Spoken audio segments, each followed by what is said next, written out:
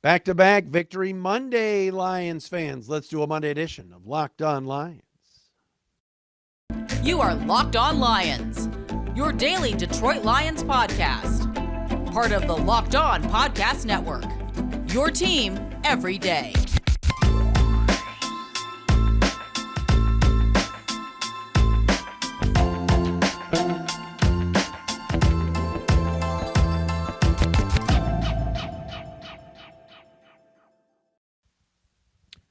Matt Dery with you. It is a Monday edition of Locked On Lions right here on the Locked On Podcast Network. Indeed, your team every day, Monday, November 14th, and a Tuesday, November the 15th. Lions winners yesterday over the Bears in Chicago, 31-30. Isn't this so much better?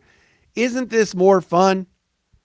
The Lions have won back-to-back games. They've ended a 13-game road losing streak.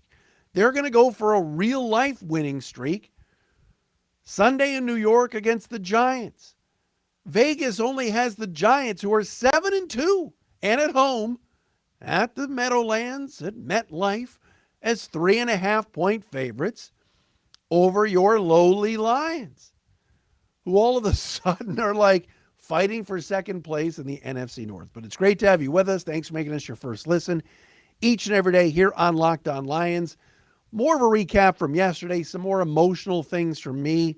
We got to give you the Pro Football Focus top 5 and bottom 5 Lion performers from yesterday, which we do each and every Monday. Of course, you can follow us on Twitter at Dery Speaks, Dery Speaks, at Locked On Lions, as well on Twitter, the Matt Dery Facebook fan page, and watch us right here on YouTube, the Locked On Lions YouTube channel.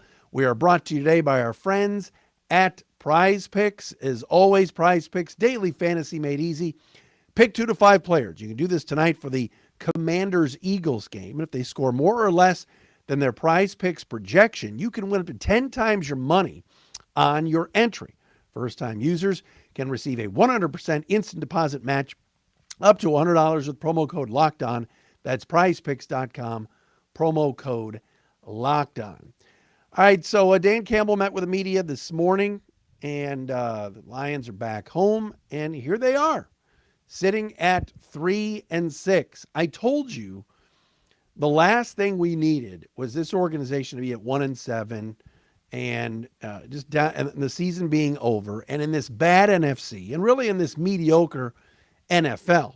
Well, there's not a lot of really good teams. I mean, we saw a great game yesterday, like game of the decade, everybody's calling it, Vikings and Bills, and there's some others, including the Eagles tonight, who are undefeated, but there's a lot of parity. There's a lot of mediocrity.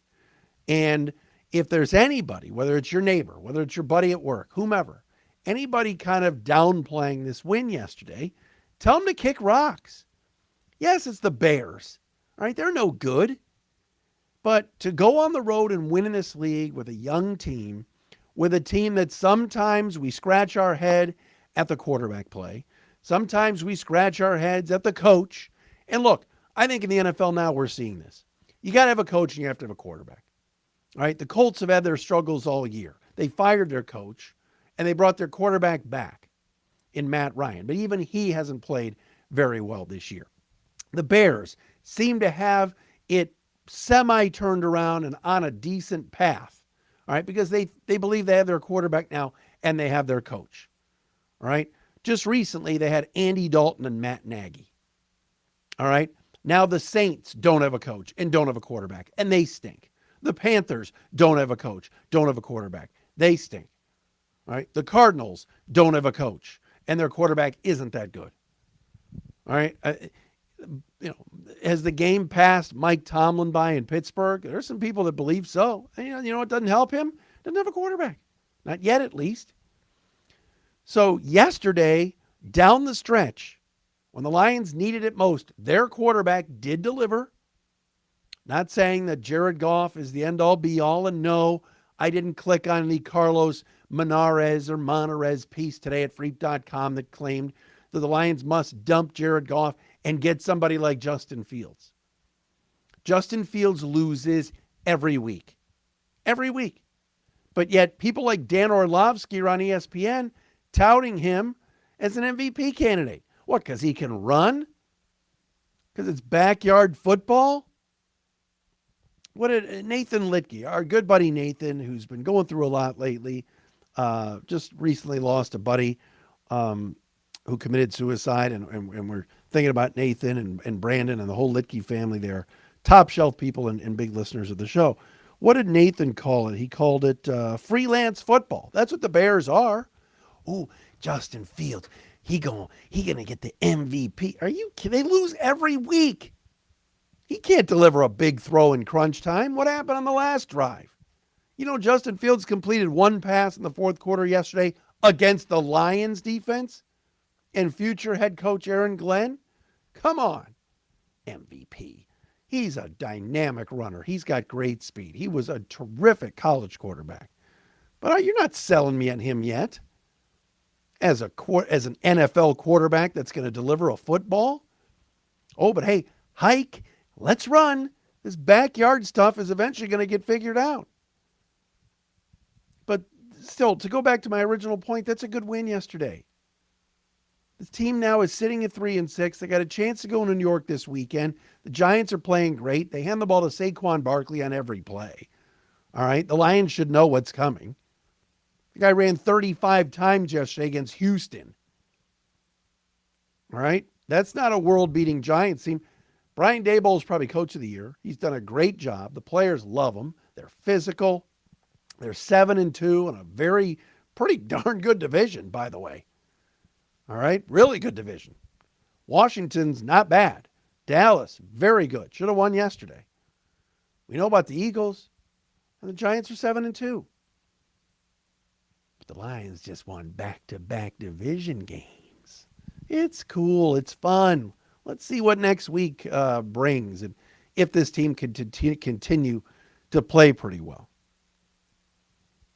Yesterday, when they needed it most, they did a couple of things, and I want to talk about that coming up next. But first, I am so excited to tell you that Locked On Lions is presented to you today by Total Wine and More.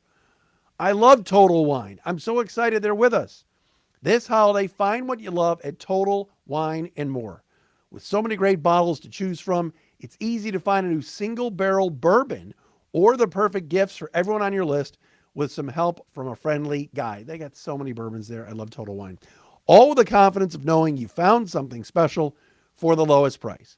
Find what you love what you find. Only at Total Wine and More. Curbside pickup and delivery available in most areas.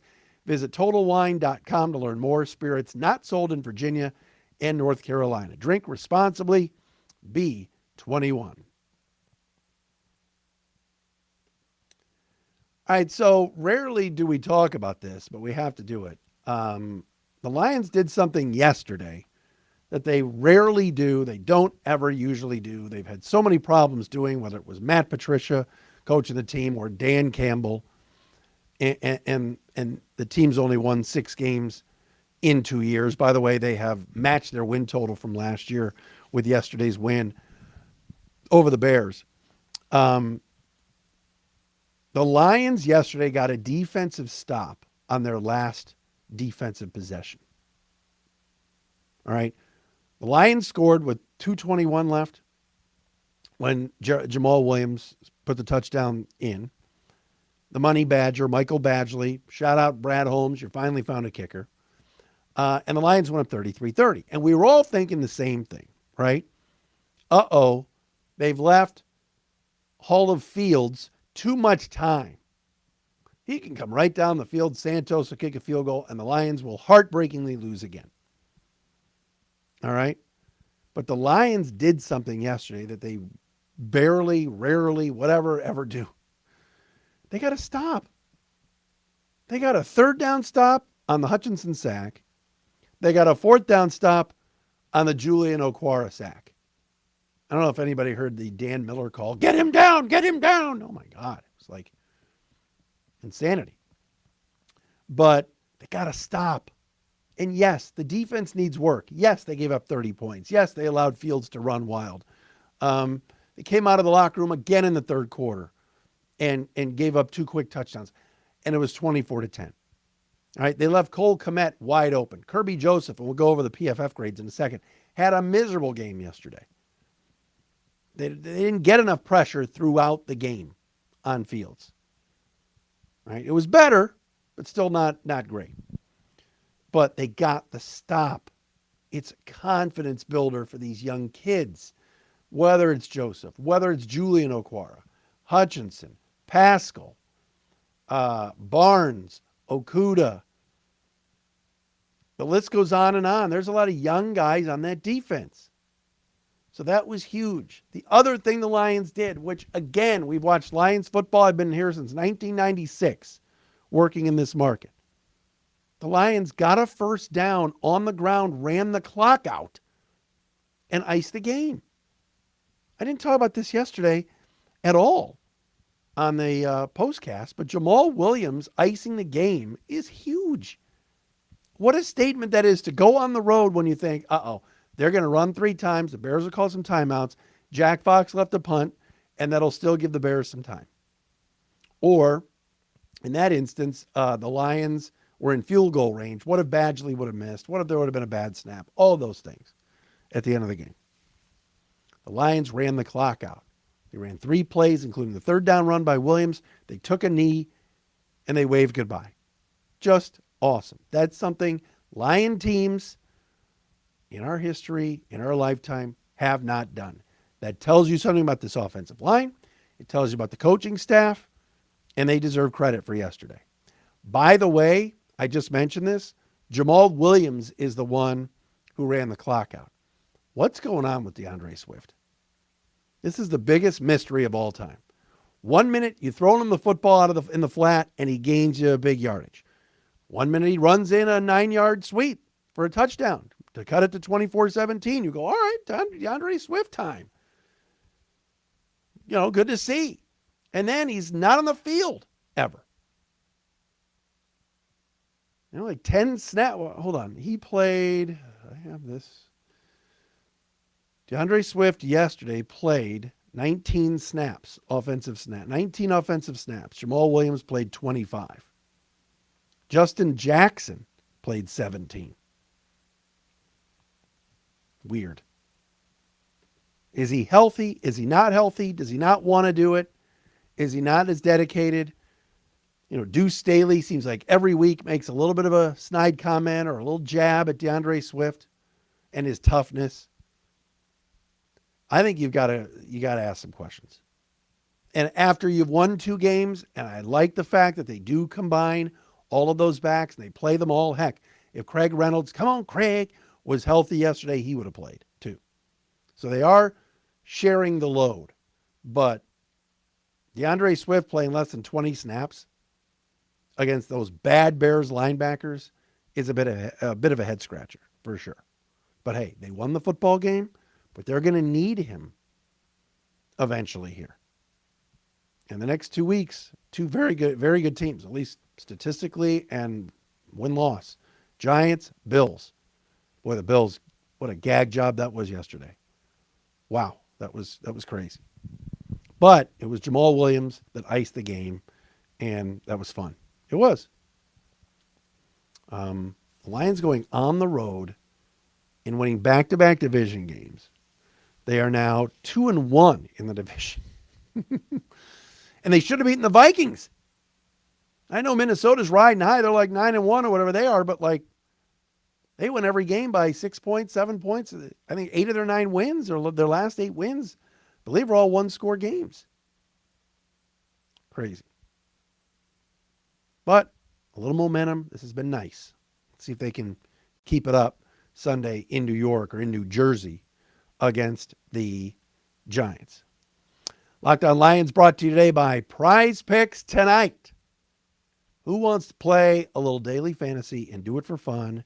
Projection time, Eagles and Commanders. You want to take Jalen Hurts to throw for more than 320 passing yards?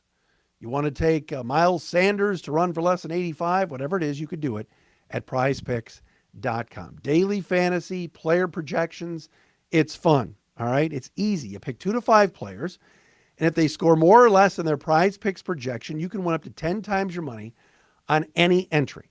No competing against other people. It's just you versus the projections available. PrizePicks offers projections on any sport that you watch. That includes NFL tonight for Monday Night Football, NBA, Major League Baseball, NHL, PGA, college football, whatever you want, you can do it at PrizePicks.com. Download the PrizePicks app or go to PrizePicks.com to sign up and play daily fantasy sports. First-time users can receive a 100% instant deposit match up to $100 with promo code LOCKEDON. If you deposit $100, PrizePicks will give you $100. If you deposit $50, PrizePicks will give you $50.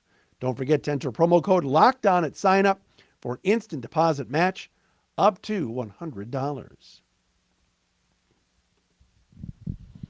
Welcome back. It is a Monday edition of Locked On Lions. Michael Lombardi from VSiN is going to join us on Wednesday. The former NFL executive. He loves to take shots at the Lions. We'll see what Mike Lombardi has to say. Patricia Traina, no relation to Jimmy, host of the Locked On Giants podcast, will join us Thursday for the crossover.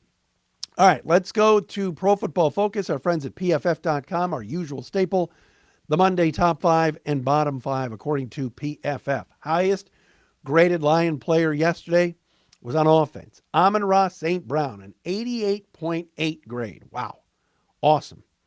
Right behind him, Jonah Jackson at 88.5. By the way, if you saw the video on the NFL.com Twitter of Amon-Ra St. Brown with a young Lucas who's suffering from cancer down on the sidelines, amazing stuff. Amon-Ra is a class act. Frank Ragnow comes in third at 76.7. Taylor Decker, 75.9. And Jamal Williams at a 73.4 grade. Those are your top 5 Lions offensive players. On offense, bottom 5. Tight end Shane Zylstra, 36.5 grade. Fullback Jason Kabinda, 50.6. James Mitchell, the tight end, 51.8. Jared Goff, 52.5. Another Goffle performance for PFF. But Jared led you down the field, down 6 in the fourth quarter and won you a game. Something the Hall of Fields didn't do. That's what aces do. And Brock Wright, 52.8. Those are your top 5 and bottom 5 Lions offensive performers from Sunday's big win at Soldier Field in Chicago. By the way, I was in Chicago this weekend. I didn't go to the game. And I drove by Soldier Field numerous times there on Lakeshore Drive. That place, the Bears are moving out of there. I know it's right in the city and it's cool to be downtown. The Bears are moving to Arlington Heights and they're going to get a plush new stadium. I guarantee it. Defensive grades. Highest graded Lions defensive player. I'm stunned to say this, but Jared Davis played 12 snaps. We're putting him on there. 82.2. The return of JD. Lions, by the way, are 2-0 since Peyton Manning and Jeff Daniels were on the field at Ford Field doing that Bobby Lane curse lift thing. Aleem McNeil, 53 snaps, a 64.4 grade. Came in second. Aiden Hutchinson, 62.7. Mike Hughes, who had a horrible angle on the Fields touchdown run, came in fourth at 60.7. And John Kaminsky, 60.2. Just 2 percentage points ahead of Jeffrey Okudah. Bottom 5 Lion defenders. And not a surprise, he played a bad football game. He was fooled all day. Kirby Joseph, 28.0. Not to be outdone, his fellow safety, C.J. Moore, 30.0, who played for the injured Deshaun Elliott. Will Harris coming in at a 47.9. Julian Okwara, 48.2. And Charles Harris, a 49.0. Those are your bottom 5 graded Lions defenders in yesterday's win over the Bears. But you know what? It's so nice to be talking about a win and feeling good about this football team a little bit. All right. Still some holes here. They need to get some of their receivers healthy, although, Mr. August, Tom Kennedy delivered with that big 44-yard catch yesterday on the last drive to set up the touchdown. But the Lions need to get some of these receivers healthy, whether it's Josh Reynolds, Chark coming off IR in a few weeks, Cephas, if they can ever get him back. Lions need to get healthy at receiver. But for now, you'll take back-to-back wins. You'll take matching the win total from last year. And now, with the way they've been playing, And with the elements yesterday, how cold it was in Chicago, now they go into New York against the Giants. Anything's possible. Seriously, the Giants play a lot of close games. They're similar to the Vikings. You love what Daboll's doing. Their defense is ferocious. Kayvon Thibodeau revenge game. But I like what the Lions are doing right now.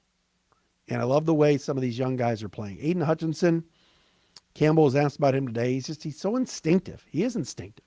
He might not be the next Lawrence Taylor. All right, he doesn't have double-digit sacks yet. But the snuffing out the screen, the throwback thick six pass against the Packers for the interception, and then this week snuffing out the Kmet tight end screen. Those are big plays. Those are instinct plays made by the pride of Dearborn and, of course, the University of Michigan. All right, we're back again tomorrow. Another episode of Locked On Lions. Stay warm, everybody. We'll talk to you again on Tuesday.